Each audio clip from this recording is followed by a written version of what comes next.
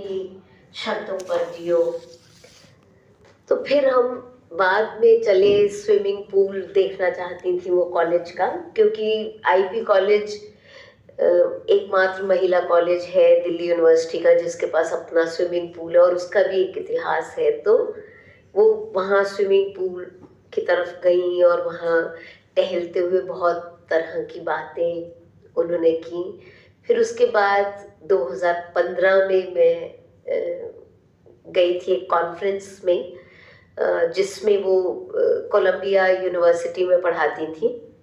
और हर यूएस में जितने भी कॉन्फ्रेंसेस होते थे उसमें एक कहानी मंच होता था जो सुषम बेदी कंडक्ट करती थी।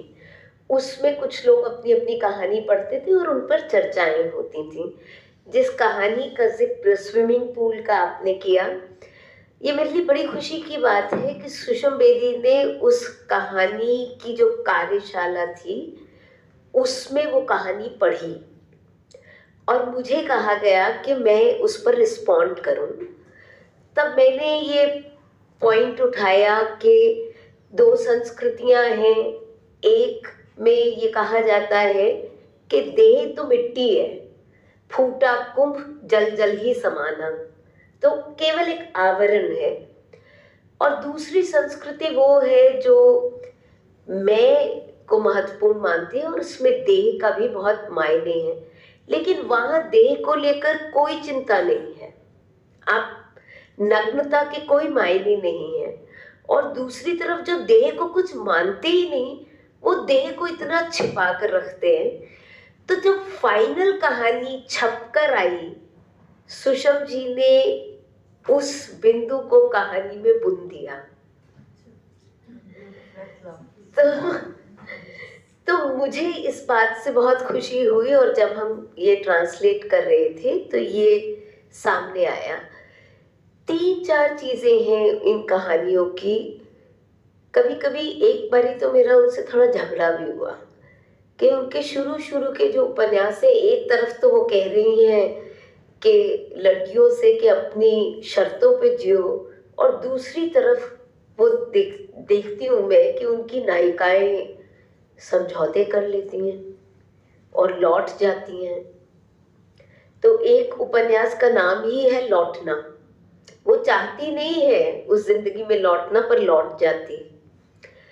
तो मैंने कहा सुषम जी ये क्यों हो रहा है? तो उन्होंने कहा कि देखो, जब एक औरत यहाँ से चली जाती है, she has no other option.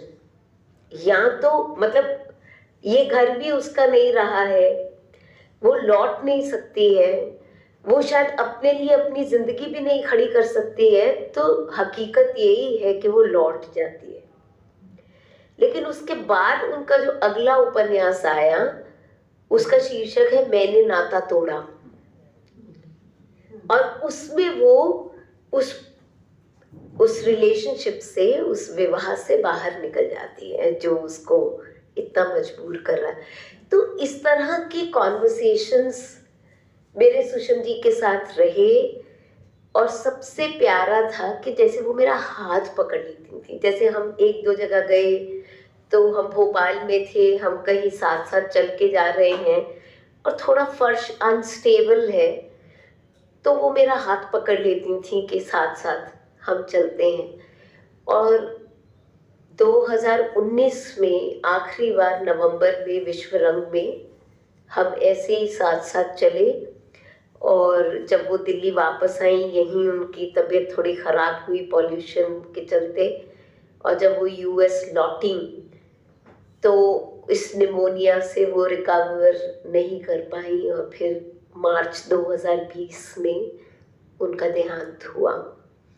लेकिन सुषम जी के हाथों की जो गर्माहट, या जिस तरह से वो पकड़ लेती थी, और जिस तरह एक आखिरी इंटरव्यू उन्होंने मुझे दिया, उस समय मैं जब वहाँ थी तो आजकल के संपादक ने मुझसे कहा कि आप कुछ लोगों का इंटरव्यू कर लीजिए। और एक शाम हम 2-3 घंटा बैठे साथ, और बहुत सी बातें उन्होंने आगे पीछे प्रवासी साहित्य को लेकर, जबकि पहले वो कहती थी कि जो माला दी ने जिसका जिक्र भी किया कि मैं कोई और हूँ क्या, मैं भारतीय नहीं हूँ। और फिर उसमें उन्होंने बहुत सी बातें की कि ये जो प्रवासी साहित्य है ये अगर भारतीय मनस्थिति को उभारता है तो क्यों, क्योंकि उन्होंने कहा कि मेरा जो टारगेट ऑडियंस है, जो पाठक वर्ग है, वो तो भारत में ही है ना।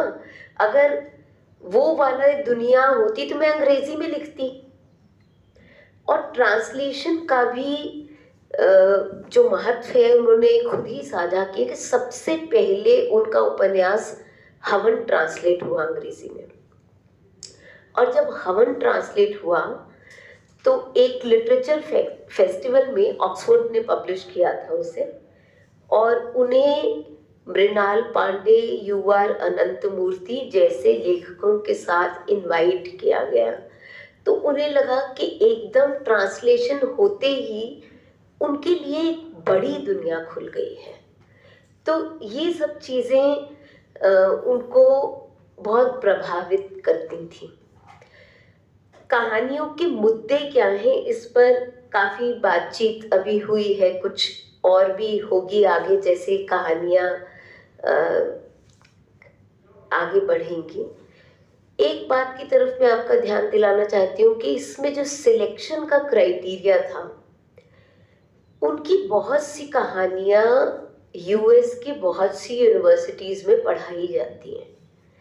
तो जो कहानियाँ पढ़ाई जाती हैं, मेरी पहली कोशिश ये थी या जो बहुत पॉपुलर हैं हम उन्हीं कहानियों को चुने, क्योंकि उसके माध्यम से अंग्रेजी का टेक्स्ट उन स्टूडेंट्स को उपलब्ध हो जाएगा। ये एक नज़रिया था।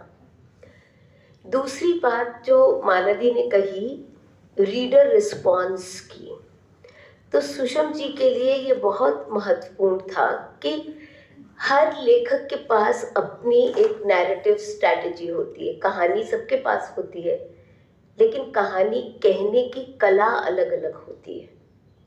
तो उन्होंने जो कला चुनी वो ऐसी है जिसमें कि जैसे हिना कह रही थी ना कि हमें लगता था कि अरे ये तो मेरे साथ भी हुआ, ये मेरे जीवन में भी हुआ। तो पाठक उन कहानियों में ऐसे शामिल हो जाता है कि उसका ही अपना पक्ष में पक्ष हो जाता है कि नहीं ये सही है। मतलब सुषम जी सही और गलत की बात नहीं कर रही हैं, लेकिन पाठक उसमें बैठ के सही क्या है और गलत क्या है ये निर्णय करने लगता है। और ये उत्सुकता भी बनी रहती है कि आगे क्या होने वाला है और क्या कहानी किसी मकाम पर पहुंचेगी। ऐसा कोई मकाम इन कहानियों में नहीं है, क्योंकि शायद मकाम हो ही नहीं सकता। तो ऐसे कुछ अंश वैसे मैंने चुने थे। एक ही कहानी का बस बात करके मैं ख़त्म करूँगी, या फिर मौका हुआ तो देखेंगे। जैसे स्विमिंग पूल कहानी है, तो उसमें जब एक भारतीय स्त्री से वो मिल ही जाती है और दोनों एक दूसरे के रूबरू हैं, मतलब जिसे वो कहती हैं स्टार्क नेकेड, उसमें एक कम्युनिटी भी बनती है। अचानक से फिर वो दोनों रियलाइज करती हैं कि वो दोनों भारतीय हैं और उनके बीच में कुछ कॉमन भी है। और फिर वो एक दूसरे को इनवाइट करती हैं कि हम साथ में लंच किया करेंगे।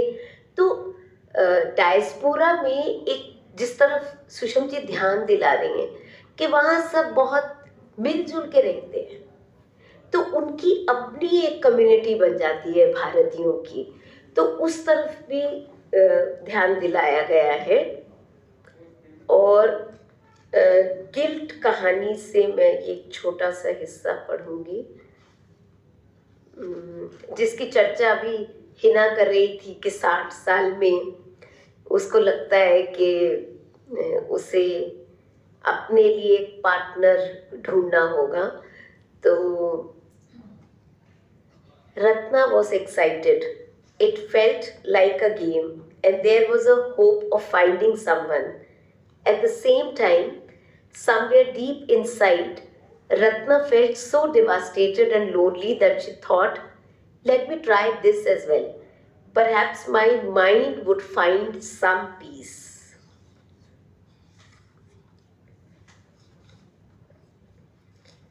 Fate has brought me to this point, Why has everyone become as silent as death?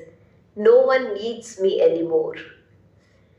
Shreds of newspaper lay scattered all over the room, and Ratna was sitting on the floor among them, her head resting on her knees, as if she had become a widow for the first time, as if she was mourning her husband's death for the first time.